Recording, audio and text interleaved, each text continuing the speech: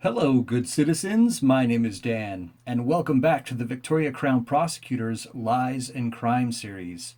This is the conclusion, Part 7.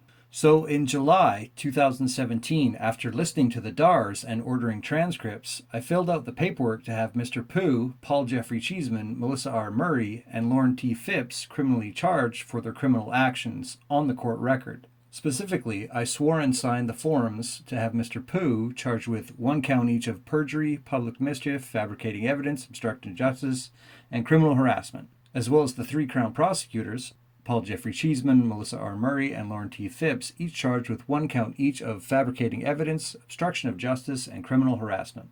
This is called a private prosecution, and I was given a court date to show up to fix a date for a process hearing.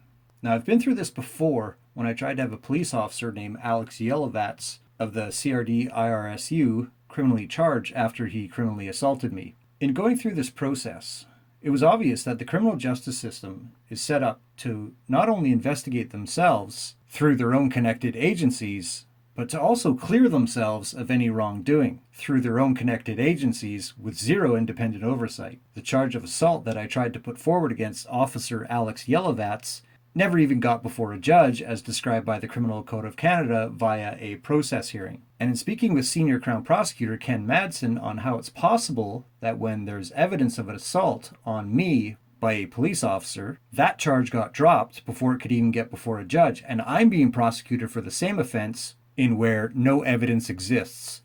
Ken Madsen kept fumbling over excuse after excuse in a recorded call, making a complete fool of himself and bringing our justice system into disrepute.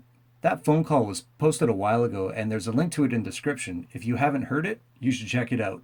So after reading Crown Counsel policy on private prosecutions and in dealing with Ken Madsen, I was now better prepared to deal with these new charges. I received a phone call from Detective Constable Ian Hines of the Victoria Police Department, and Constable Hines wanted to interview me regarding these new charges. And in a recorded phone call, I discussed with Constable Hines that, according to Crown Counsel policy, they generally do not allow private prosecutions to proceed, something he was not aware of and seemed to have an issue with understanding. Constable Hines tried to give me the bait and switch routine, but it wasn't going to work on me, especially after I pointed out to him that according to Crown Counsel's own policy, this was not appropriate. And I explained to him that I'd be happy to do an interview with an agency not connected to the Victoria Crown Prosecutors or the Victoria Police Department.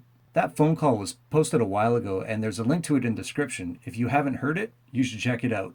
On the day of the court date, to fix a date for a process hearing, Vancouver criminal defense lawyer Gail Barnes appeared in court on this matter as ad hoc Crown Counsel. That's when a lawyer with a private practice steps into the place of a prosecutor. This can happen for a variety of reasons. This is what I call a rent-a-crown. As the matter was called, I spoke on my own behalf, and making it painfully obvious, Gail Barnes was clearly not happy about being appointed this position. I'm guessing she didn't have time for this, and coming from Vancouver, this essentially wasted a day of her life where she could be charging some poor sap $6,000 a day in court.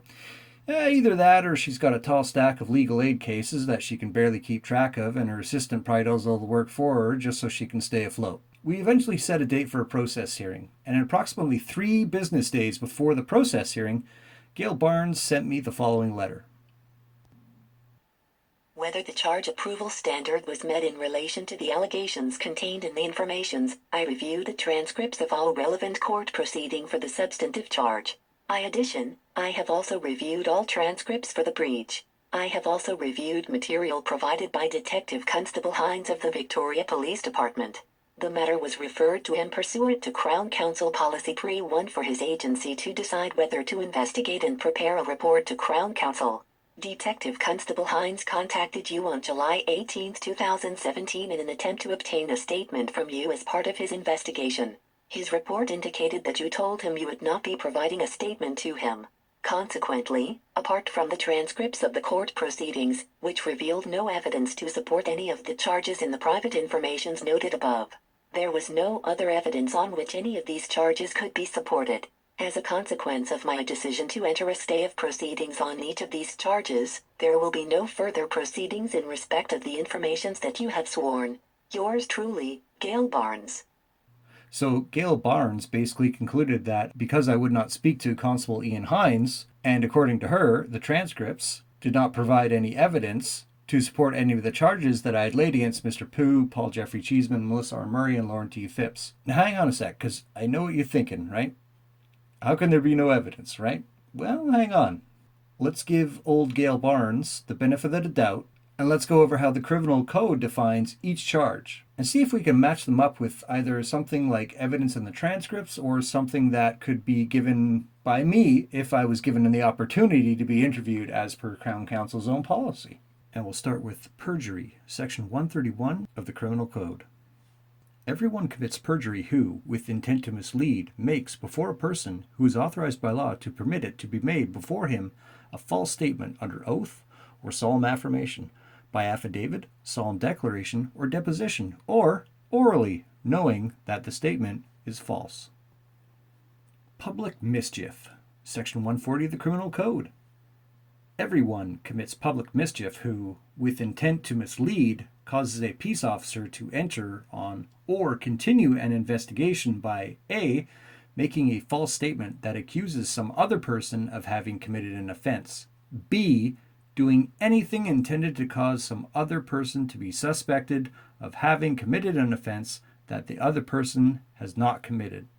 Fabricating evidence, section 137 of the Criminal Code. Everyone who, with intent to mislead, fabricates anything, with intent that it shall be used as evidence in a judicial proceeding, existing or proposed by any means other than perjury or incitement to perjury, is guilty of an indictable offense and liable to imprisonment for a term not exceeding 14 years. Obstructing justice, section 139, subsection 2 of the Criminal Code.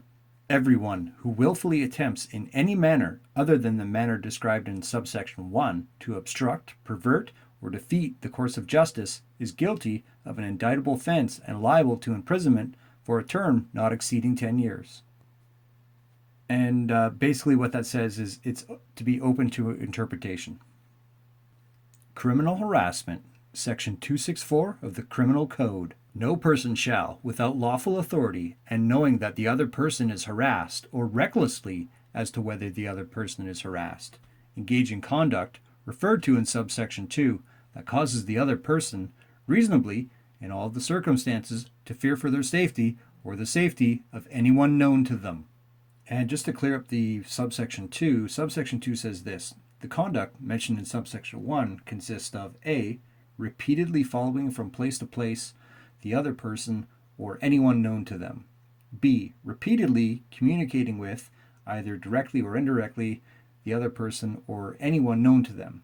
C, besetting or watching the dwelling house or place where the other person or anyone known to them resides, works, or carries on business or happens to be. Or D, engaging in threatening conduct directed at the other person or any member of their family.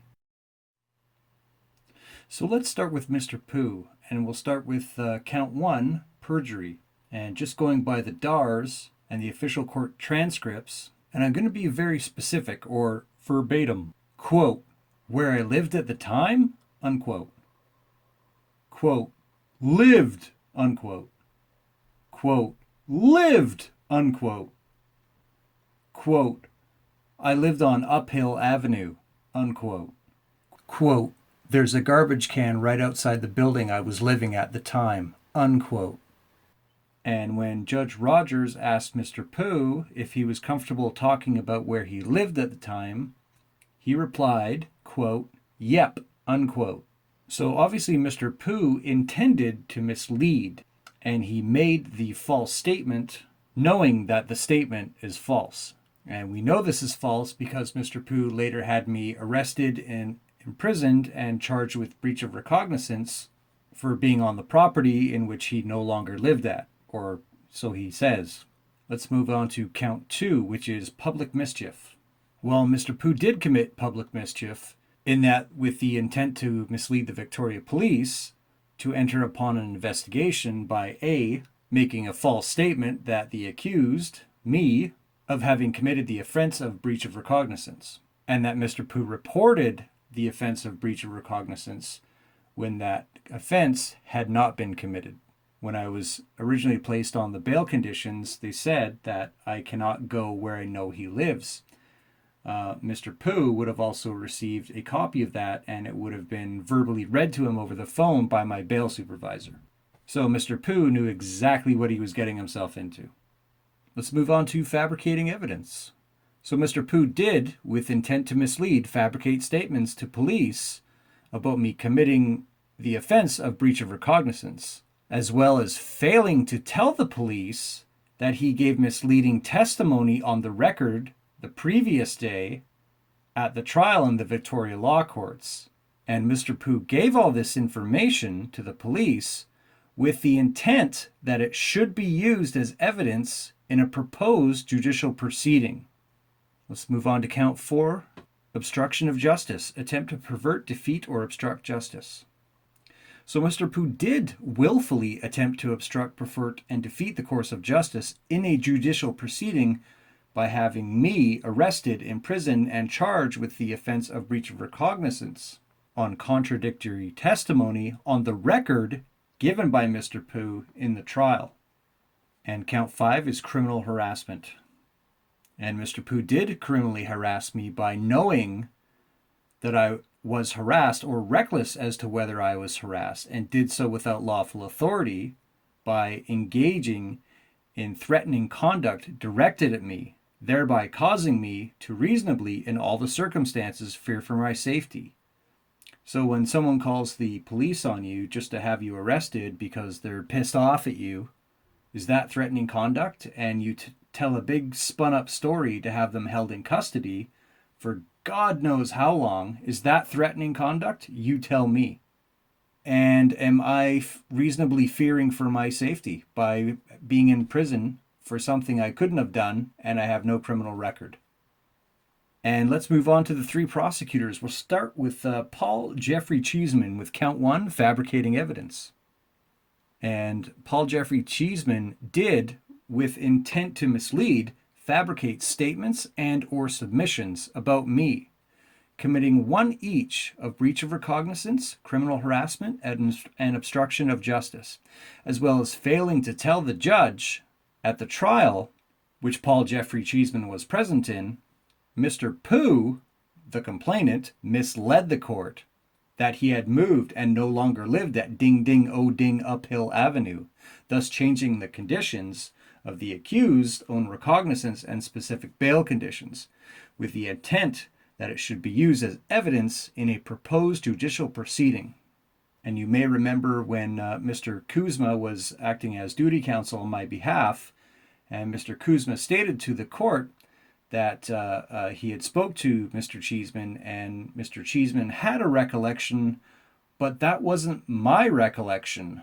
So, as I said in part 6, if Mr. Cheeseman had only been honest about this, probably none of this ever would have happened. And count 2 for Paul Jeffrey Cheeseman is obstruction of justice. That's the attempt to pervert, defeat, or obstruct justice. And Mr. Cheeseman did willfully attempt to obstruct, pervert, and defeat the course of justice in a judicial proceeding by suppressing evidence on the record, which was on the DARS, causing me to remain in custody while the DARS from the assault trial, which Paul Jeffrey Cheeseman was present in, proves multiple times that I could not have committed the offense of breach of recognizance, criminal harassment, and obstruction of justice. Count 3, criminal harassment. And Paul Jeffrey Cheeseman knew that I was harassed, or was reckless as to whether I was being harassed, did, without lawful authority, engage in threatening conduct directed at me, thereby causing me to reasonably, in all the circumstances, fear for my safety. So if somebody had knowledge of evidence, and they suppressed that evidence in order for you to remain in prison, is that threatening conduct? Would you fear for your safety? And also in subsection 1 of criminal harassment, this also applies as well.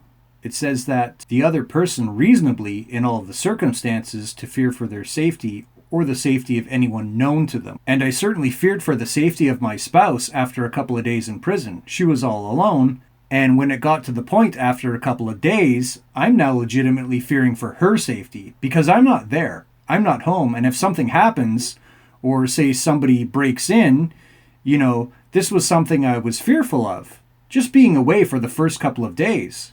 And literally, every hour that goes by, my fear for her safety increases.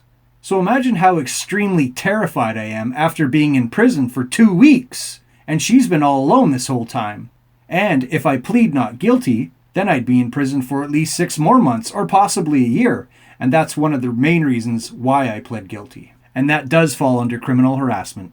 And let's move on to Melissa R. Murray. So Melissa Murray did, with intent to mislead, fabricate statements and submissions in a bail hearing about me, as well as failing to tell the judge that Mr. Pugh, the complainant, misled the court that he had moved and no longer lived at Ding Ding O Ding Uphill Avenue, thus changing the conditions of the accused own recognizance and specific bail conditions, with intent that it should be used as evidence in a proposed judicial proceeding.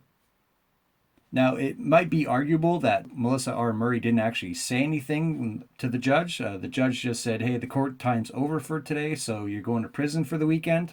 That she didn't fabricate evidence, but she also had knowledge of evidence that should have been brought forward, or at least considered. And because Melissa R. Murray failed to do that, then that's what she's relying on. She is relying on evidence that is fabricated. Simple as that. Count 2 for Melissa R. Murray is obstruction of justice, the attempt to pervert, defeat, or obstruct justice. And Melissa Murray did willfully attempt to obstruct, pervert, and defeat the course of justice in a judicial proceeding by suppressing evidence on the record, the DARS, causing me to remain in custody while the DARS and the transcripts from the assault trial proves multiple times that I could not have committed the offense of breach of recognizance, criminal harassment, and obstruction of justice. And count 3 for Melissa R. Murray was criminal harassment. And Melissa R. Murray knew that I was harassed or reckless as to whether I was harassed, did without lawful authority, engage in threatening conduct directed at me, thereby causing me to reasonably, in all the circumstances, fear for my safety. So again, when someone has evidence and they suppress that evidence and they use the courts as a weapon, and they're having you held in prison for something that they know you couldn't have done, you tell me, is that threatening conduct? And am I reasonably fearing for my safety by being in prison for something I couldn't have done and I have no criminal record? Lastly is Lauren T. Phipps, and count 1 for Lauren Phipps is fabricating evidence. And Lauren Phipps did, with intent to mislead, fabricate statements and submissions about me committing 1 count each of breach of recognizance, criminal harassment, and obstruction of justice.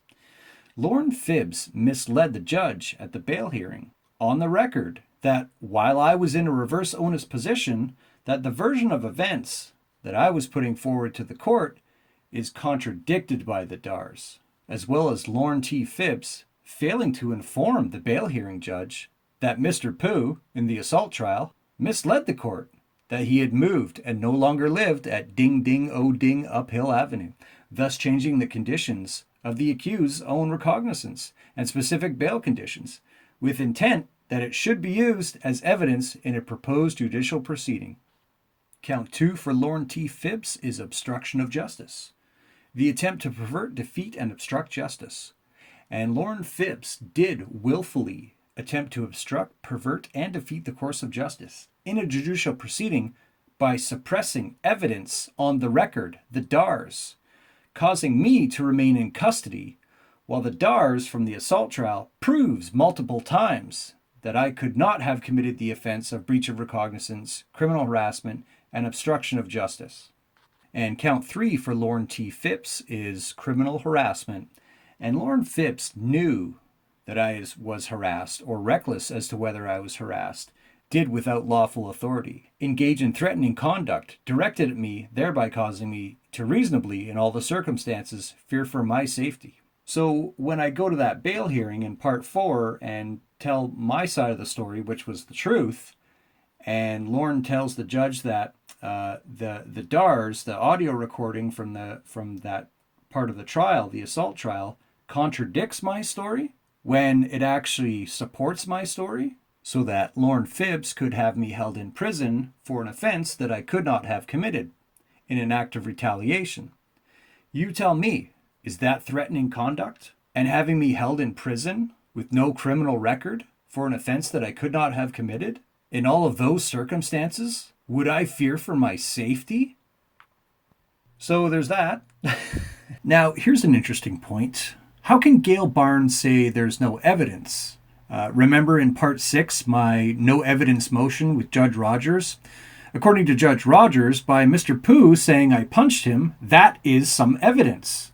So if I say that 3 prosecutors and Mr. Pugh fabricated evidence and obstructed justice and criminally harassed me, and Mr. Pugh committed perjury and public mischief, isn't that some evidence?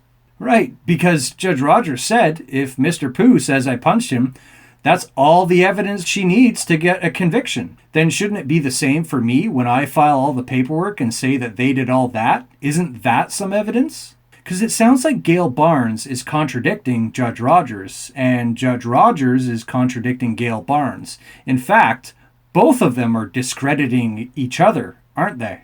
And it also should make you wonder, how did the assault charge get approved with no tangible evidence? Just on somebody saying that I punched them. So how does that get approved when, according to Judge Rogers, the only evidence that you would need to convict somebody of assault is somebody claiming they were punched?